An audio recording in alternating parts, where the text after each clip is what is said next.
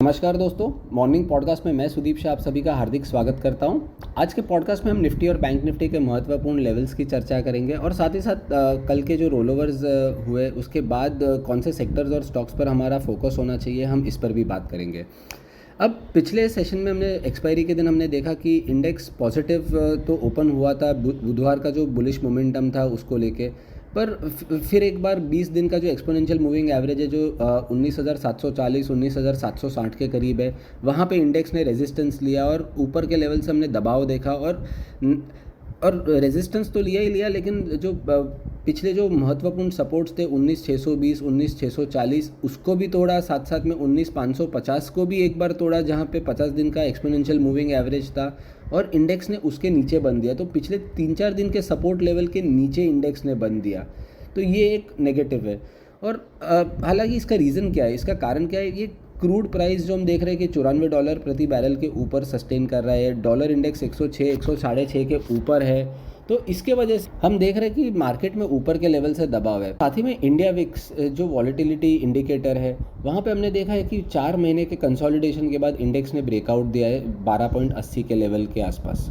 तो और यहाँ पे 200 दिन का मूविंग एवरेज भी इंडिया विक्स के लिए 12.9 है। तो यदि 13 के ऊपर अगर इंडिया विक्स निकलता है तो मार्केट के लिए थोड़ा चिंता की बात होगी, क्योंकि 13 के ऊपर अगर इंडिया विक्स निकला तो वो 14.5-16 के लेवल तक भी जा सकेगा। तो निफ्टी में हम ऊपर के लेवल से दबाव महसूस कर पाएंगे। निफ्टी के लेवल्स की यदि बात करें तो पिछले कुछ दिनों में जो हमने इंडेक्स में फॉल देखा है, उसके बाद आज के दिन में हमें लग रहा है कि क्रूशियल रेजिस्टेंस होगा 19,620 से लेके 19,650 का लेवल। इसके ऊपर यदि इंडेक्स सस्टेन करता है तो एक 50-60 पॉइंट का एक शॉर्ट कवरिंग मूव 19,720-730 तक देख पाएंगे, जहाँ पे 20 दिन का एक्सपोनेंशियल मूविंग एवरेज आ जाता है। और वहीं से हर बार हमने देखा है कि मार्केट में एक रेजिस्टेंस महसूस हो रहा है। सपोर्ट कहाँ पे है? सपोर्ट है 19,440 पहला है, और दूसरा सपोर्ट आज के दिन के लिए होगा 19,360।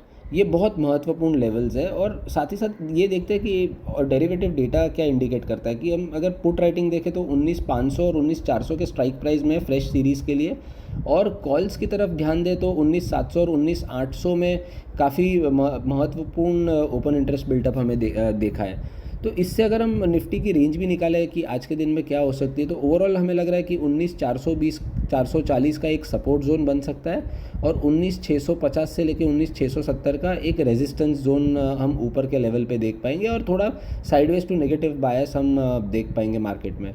और फ्रेश सीरीज़ के शुरुआत में यदि पहले 2-3 दिन अगर हम एक शार्प रिबाउंड भी देख लेते 100-200 पॉइंट निफ्टी का, तो भी हमें थोड़ा ध्यान से अप्रोच करना चाहिए मोमेंटम को चेस करने के लिए, क्योंकि मुझे लग रहा है ओवरऑल सेलिंग प्रेशर में कभी कभी बहुत बड़े सेलिंग प्रेशर में भी बीच में एक दो दिन मार्केट रिबाउंड कर जाता है। तो यहाँ पे हमें ट्रैप नहीं होना है लॉन्ग पोजीशन में, जब तक हमें एक क्रेडिबल रिवर्सल का साइन ना दिखे।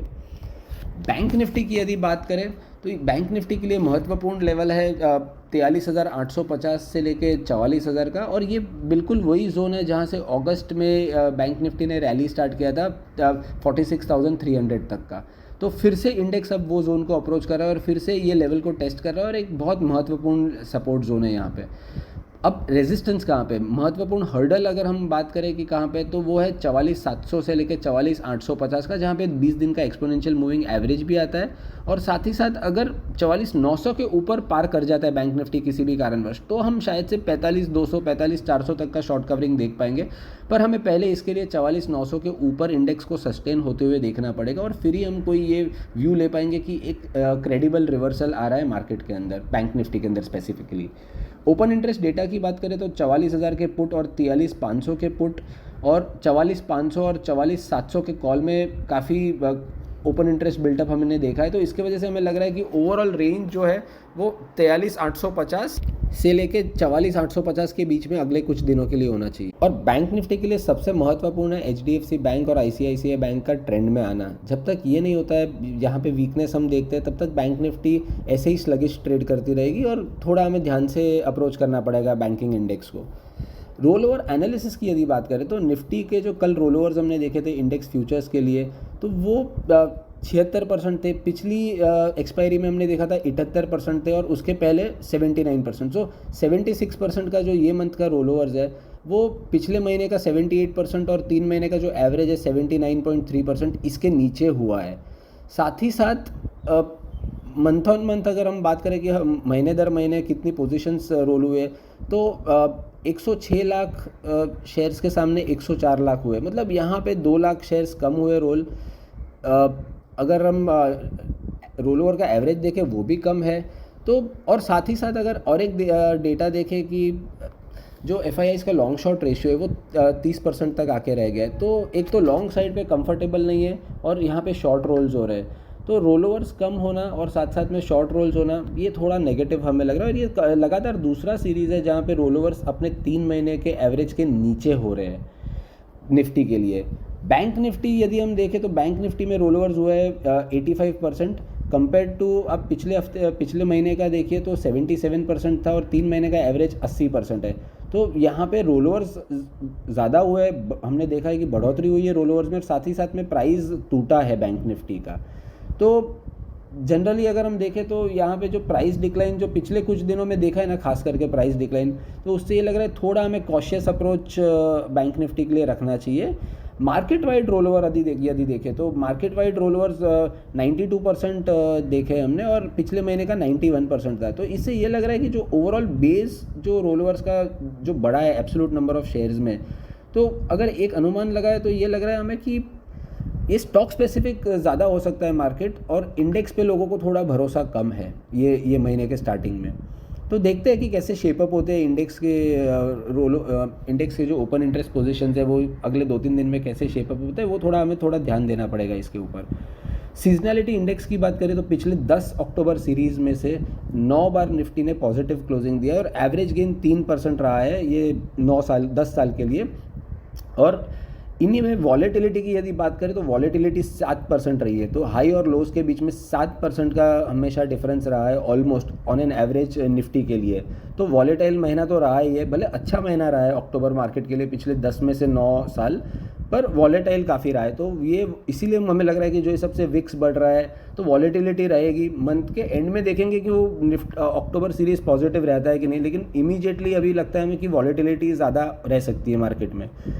और बैंक निफ्टी की यदि बात करें तो 10 में से 8 साल बैंक निफ्टी भी पॉजिटिव क्लोज हुआ है और साथ ही साथ 6% का गेन के साथ बैंक निफ्टी ने क्लोजिंग दिया है एवरेज। और लेकिन बैंक निफ्टी में भी वॉलेटिलिटी ज़्यादा है, बैंक निफ्टी में भी एवरेज वॉलेटिलिटी 9 से 10% रही है पिछले 10 साल में अक्टूबर महीने में। तो ये थोड़ा इंपॉर्टेंट महीना है वॉलेटिलिटी को लेके। अब अगर हम पोटेंशियल आउट परफॉर्मर्स सेक्टर्स की बात करें रोल ओवर डेटा के बेसिस पे, तो पीएसयू बैंक्स, पावर और टेलीकॉम है।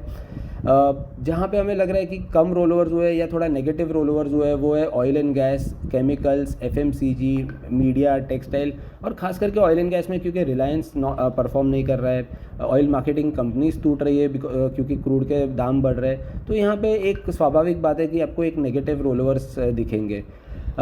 टॉप पिक्स यदि मैं बात करूँ रोल ओवर डेटा के हिसाब से जो अगले सीरीज़ में आउट परफॉर्म कर सकती है वो है Dixon, Bharti Airtel, Chola finance, Larsen, MCX, REC, Canara bank, Axis bank, और इसमें से काफ़ी स्टॉक्स पिछले महीने में भी टॉप पिक्स में रह चुके हैं रोल ओवर डेटा में। तो यहाँ पे एक लगातार एक कंसिस्टेंट आउट परफॉर्मेंस हम देख पा रहे हैं। एफआईआई डेटा की बात करें तो एफआईआईज ने कल के सेशन में कैश में 3,364 करोड़ की सेलिंग की थी और डीआईआईज ने 2,700 करोड़ की बाइंग की थी। एफआईआई का जो इंडेक्स फ्यूचर्स में लॉन्ग शॉर्ट रेशियो है ये 30% तक गिर गया है और यहाँ पे फ्रेश सीरीज़ के स्टार्ट में हमें लग रहा है ये एक नेगेटिव सेंटीमेंट है और स्ट्रॉन्ग पॉसिबिलिटी हमें लग रही है कि यहाँ पे काफ़ी शॉर्ट पोजीशंस रोल हुई है। और एफआईआई पार्टिसिपेंट्स डेटा को अगर ध्यान से देखें तो इंडेक्स फ्यूचर्स में एफआईआईज ने 36,430 कॉन्ट्रैक्ट्स बेचे हैं। उन्होंने स्टॉक फ्यूचर्स में 1,18,000 कॉन्ट्रैक्ट्स बेचे हैं। इंडेक्स कॉल्स की बात करें तो एफआईआईज ने 30,850 कॉन्ट्रैक्ट्स इंडेक्स कॉल्स के खरीदे हैं और साथ ही साथ उन्होंने 34,740 कॉन्ट्रैक्ट्स इंडेक्स पुट्स के खरीदे। तो ये डेटा अगर देखें तो थोड़ा नेगेटिव है और ये सिनारियो ऐसा लग रहा है हमें कि थोड़ा एफआईआईज अपने हर उछाल पे अपनी लॉन्ग पोजीशंस को बुक कर रहे हैं और थोड़ा थोड़ा शॉर्ट जा रहे हैं। तो समराइज़ करते हैं चलिए दोस्तों कि आज हमने क्या डिस्कस किया कि एक तो पहले हमें लग रहा है कि निफ्टी में महत्वपूर्ण सपोर्ट है 19,400 से लेके 19,440 का, रेजिस्टेंस है 19,660 से लेके 670 का।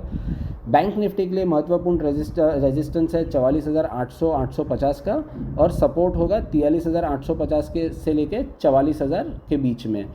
स्टॉक्स और सेक्टर्स पे हमने बात की जो potential out performing under performing sectors हो सकते हैं, और टॉप पिक्स रोल ओवर के बारे में हमने डिस्कशन किया। तो चलिए दोस्तों, आज के पॉडकास्ट में बस इतना ही। आप सभी का शुक्रिया ये मॉर्निंग पॉडकास्ट को नियमित सुनने के लिए और हमें इतना प्यार देने के लिए। Thank you so much, and उम्मीद है इससे आपकी ट्रेडिंग डिसीजंस में आपको काफ़ी फ़ायदा होता होगा।